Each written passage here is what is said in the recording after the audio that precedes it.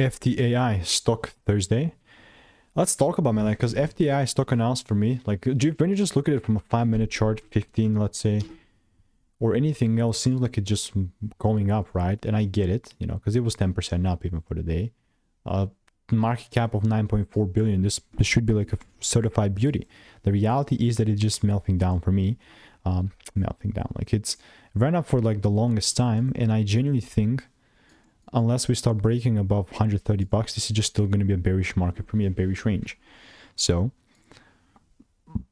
even like as soon as ASAP, like if we saw a double break and lack of distribution, I would most definitely try out the waters for the bearish side.